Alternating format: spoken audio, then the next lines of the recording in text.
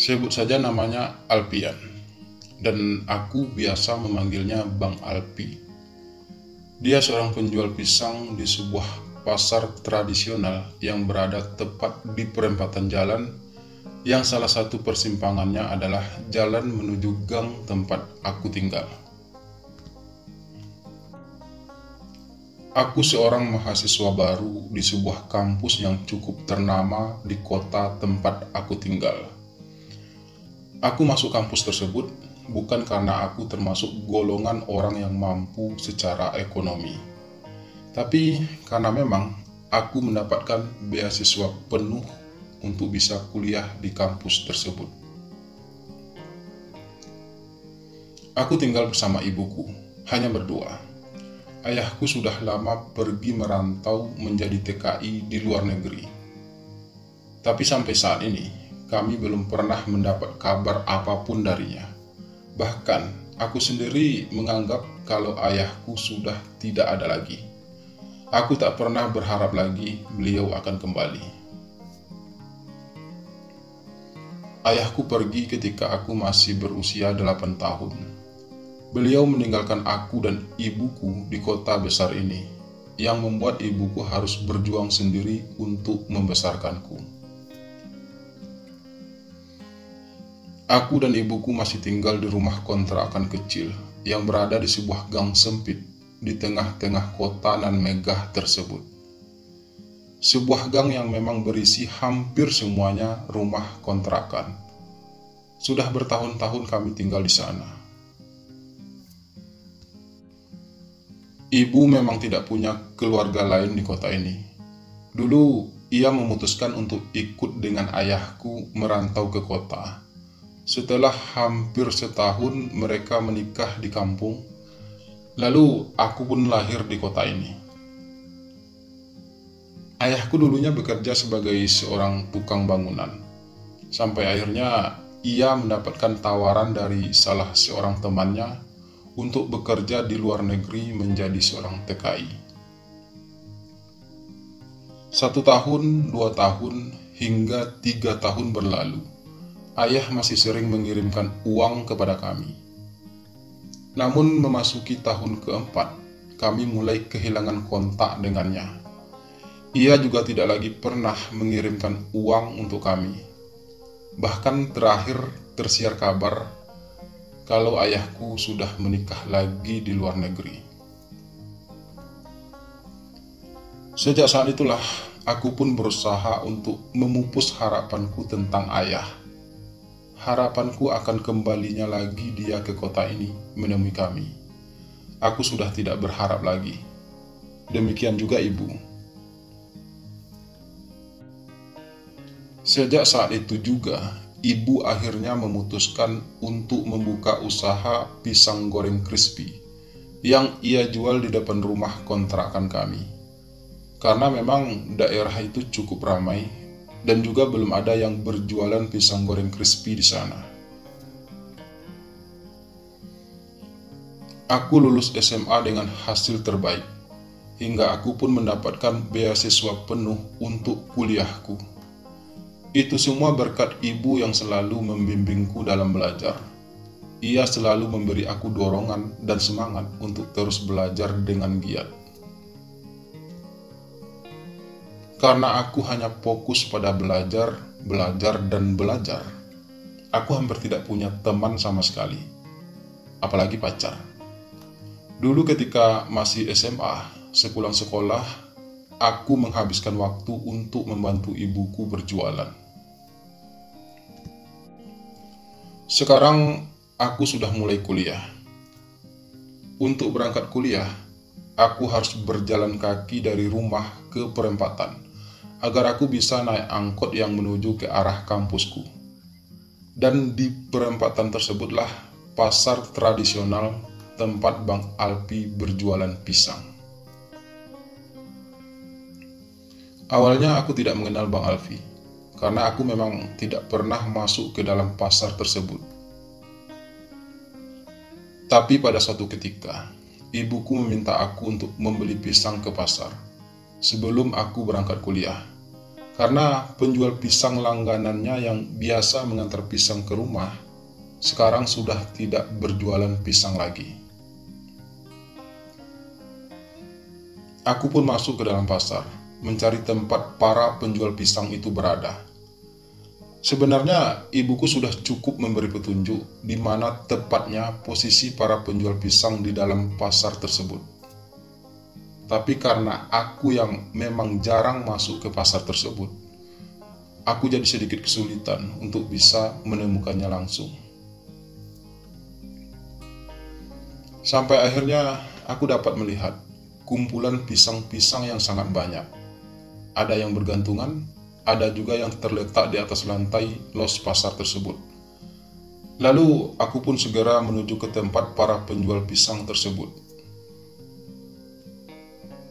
"Pisangnya, Dek," tawar seorang ibu-ibu saat aku melintas di depan jualannya. Tapi aku mengabaikannya, karena aku sedang mencari pisang yang sesuai dengan pesanan ibuku. "Cari pisang apa, Dek?" Seseorang bertanya lagi padaku. Kali ini seorang laki-laki paruh baya.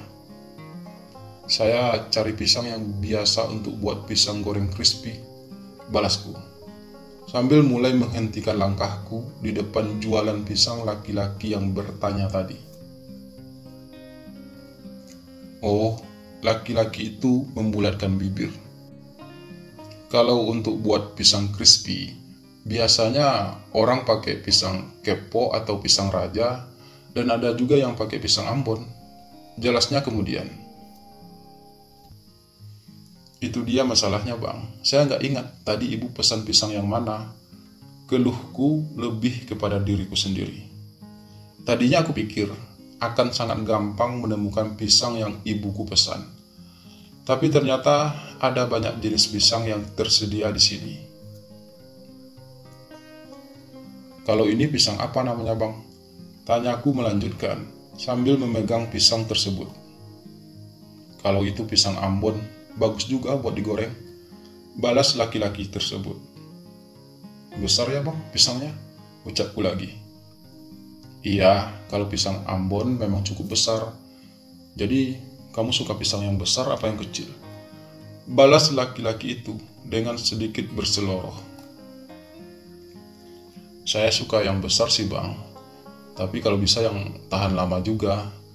Maksudnya biar nggak cepat busuk," ucapku kemudian, mencoba mengikuti selorohan laki-laki tersebut. "Kalau yang besar dan tahan lama ya pisang Ambon itu. Kamu mau pisang Ambon aja?" balas laki-laki itu sambil sedikit bertanya. "Ya udah, saya ambil yang ini aja ya, Bang," ucapku akhirnya. "Karena besar dan tahan lama ya?" tanya laki-laki itu berseloroh lagi. "Bukan karena itu juga, Bang. Tapi seingat saya itu memang pisang yang biasa ibu gunakan untuk membuat pisang crispy," balasku menjelaskan. "Oh ya, nama kamu siapa?" tanya laki-laki itu, sambil ia mulai memasukkan pisang-pisang yang aku pilih tersebut ke dalam kantong plastik besar. "Saya Theo, Bang. Saya tinggal di Gang Melati sana," balasku apa adanya. "Oh, Gang Melati. Saya tahu gang itu. Rumah saya di Gang Cemara, masuk dalam lagi," ucap laki-laki itu menjelaskan. "Iya, saya tahu Gang Cemara. Saya sering sampai di sana kalau lagi jogging sore-sore," balasku. "Tapi nama abang siapa?" tanyaku melanjutkan. "Saya Alfian. Keren kan? Tapi panggil Alpi aja, Bang Alpi," balas laki-laki itu terdengar sangat ramah. Lalu kemudian ia pun menyerahkan kantong plastik yang sudah berisi pisang-pisang tersebut padaku, sambil ia menerima uang yang aku berikan padanya. Tanpa sengaja, tangan kami pun saling bersentuhan. Tangannya terasa hangat, bahkan kehangatannya terasa menjalar ke dadaku. Hatiku pun menjadi berdebar tak karuan. Bang Alpi menatapku, yang pastinya terlihat salah tingkah. Besok kalau butuh pisang lagi, langsung datang ke sini lagi ya, ucap Bang Alpi akhirnya, setelah mata kami saling bertatapan beberapa saat. Iya, pasti Bang, balasku sambil berusaha untuk menenangkan hatiku. Makasih ya Theo, semoga kita bisa jadi langganan. Bang Alpi berucap lagi. Iya Bang, semoga saja. Balasku masih terasa grogi. Lalu tanpa berpamitan, aku pun segera berlalu dari situ.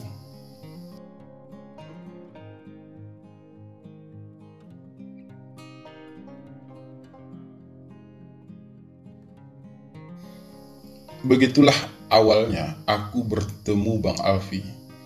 Bukan sebuah pertemuan yang disengaja, tapi pertemuan singkat tersebut mampu meninggalkan kesan yang begitu dalam di hatiku. Aku yang belum pernah jatuh cinta, apalagi pacaran, tiba-tiba saja merasakan hal aneh dalam hatiku sejak bertemu Bang Alfi. Sejak saat itu, aku jadi sering memikirkan Bang Alfi. Aku jadi ingin bertemu ia lagi. Aku seperti menemukan sosok yang aku cari selama ini dalam diri Bang Alfi. Sosok seorang ayah yang sudah lama aku rindukan kehadirannya. Bu, mulai besok aku aja ya yang beli pisang ke pasar. Tawarku pada ibuku saat aku sudah sampai ke rumah. Kenapa kamu tiba-tiba jadi rajin ke pasar? Padahal dulu kamu paling ogah kalau ibu suruh ke pasar. Balas ibu ringan. Bukan apa-apa Bu, saya hanya nggak tega membiarkan ibu membawa pisang seberat ini dari pasar sendirian. Kan kata ibu, orang yang biasa mengantar pisang ke rumah sudah tidak jualan pisang lagi. Jadi biar saya aja yang beli pisang ke pasar. Lagian harganya jadi lebih murah. Jelasku beralasan. Ya, terserah kamu aja Theo. Ibu malah senang mendengarnya. Balas ibuku akhirnya. Aku pun tersenyum senang mendengarnya. Entah mengapa aku merasa bahagia karena punya kesempatan lagi untuk datang ke pasar dan bertemu Bang Alpi lagi. Atau jangan-jangan kamu pengen ke pasar lagi karena kamu bertemu seseorang di sana ya? Goda ibuku tiba-tiba. Bertemu seseorang gimana sih Bu? Maksudnya? Balasku sedikit bertanya. Ya, siapa tahu penjual pisang adalah seorang cewek cantik, lalu kamu jatuh cinta sama dia. Jelas ibu masih berusaha menggodaku. Ah, enggak kok, bukan karena itu Bu. Lagian yang jual cowok kok. Balasku dengan nada protes. Ya udah, nggak apa-apa. Ibu kan cuma bercanda. Jangan ditanggapi serius gitu dong. Ucap ibu kemudian. Iya, balasku masih merasa kurang senang. Theo mau berangkat kuliah dulu. Lanjutku kemudian sambil mulai melangkah keluar.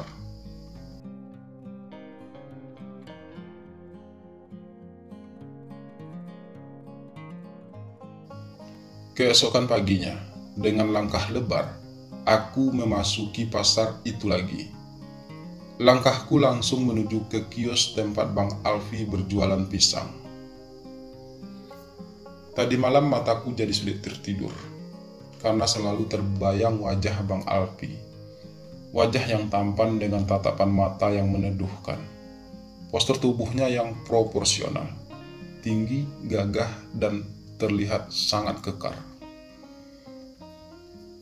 Semua itu terus melintas di dalam pikiranku. Aku mulai membayangkan hal-hal yang aneh bersama Bang Alfi. Aku membayangkan bisa berada dalam pelukan tubuhnya yang gagah tersebut. Mungkinkah aku telah jatuh cinta? Sebuah perasaan yang belum pernah aku rasakan sebelumnya. Masih ingat saya kan Bang? Tanyaku, ketika akhirnya aku sampai ke tempat Bang Alpi berjualan pisang tersebut. Mana mungkin saya akan lupa sama cowok manis kayak kamu Theo. Pemuda berwajah tampan dengan senyum manis seperti kamu memang mudah diingat. Balas Bang Alfi cukup belak-belakan. Entah ia serius dengan pujiannya, atau hanya sekedar berbasa-basi. Aku takut mengartikan pujian Bang Alfi barusan. Karena kata orang, kalau kita lagi jatuh cinta, kita jadi sering menyalahartikan sikap seseorang terhadap kita.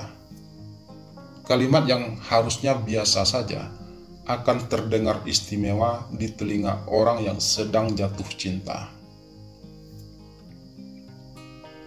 Ah, Bang Alfi bisa aja.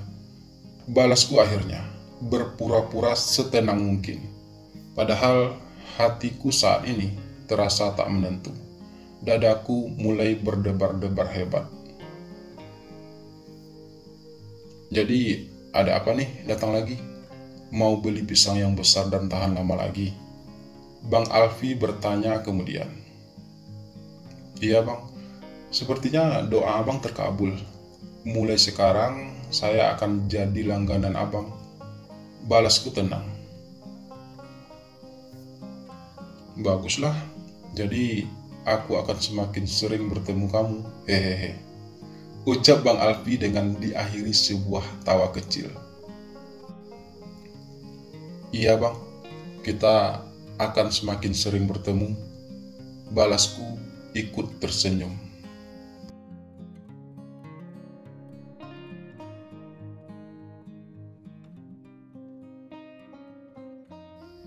Dan begitulah, sejak saat itu, aku dan Bang Alfi jadi semakin sering bertemu. Kami juga jadi semakin dekat dan akrab. Aku juga jadi tahu kalau ternyata Bang Alfi belum menikah, meski ia sudah berusia 35 tahun lebih.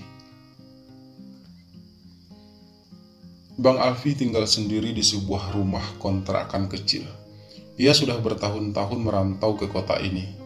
Sudah bertahun-tahun juga ia berjualan pisang di pasar tersebut. Nanti kapan-kapan kamu jalan ke rumahku ya, tawar Bang Alfi suatu hari saat aku membeli pisang lagi padanya. Saat kami benar-benar sudah terasa akrab. Emangnya boleh saya datang ke rumah abang? Tanyaku memancing. Ya bolehlah. Saya malah senang kalau kamu mau datang ke rumah saya. Balas Bang Alfi. Kami memang semakin sering ngobrol berdua, terutama saat aku membeli pisang di tempat ia berjualan tersebut. Aku bahkan sengaja berlama-lama mengobrol bersama Bang Alfi hanya untuk menikmati momen kebersamaanku dengannya. Aku memang telah jatuh cinta pada Bang Alfi. Aku merasa bahagia bisa dekat dengannya. Meski hubungan kami saat ini masih hanya sebatas teman ngobrol. Tapi rasanya hal itu sudah cukup untuk membuat aku merasa bahagia. Apalagi saat kami mengobrol, Bang Alfi selalu terang-terangan memujiku. Aku nggak tahu apa yang dirasakan Bang Alfi padaku saat ini. Namun terkadang dari sikapnya aku yakin kalau ia juga punya perasaan yang sama denganku. Tapi aku tidak ingin berharap. Aku takut jika ternyata dugaanku salah, maka aku akan merasa sangat kecewa. Namun yang pasti untuk saat ini, aku akan mencoba menikmati setiap detik kebersamaan kami. Aku akan menjalani semua ini sampai aku punya keberanian untuk berkata jujur pada Bang Alfi.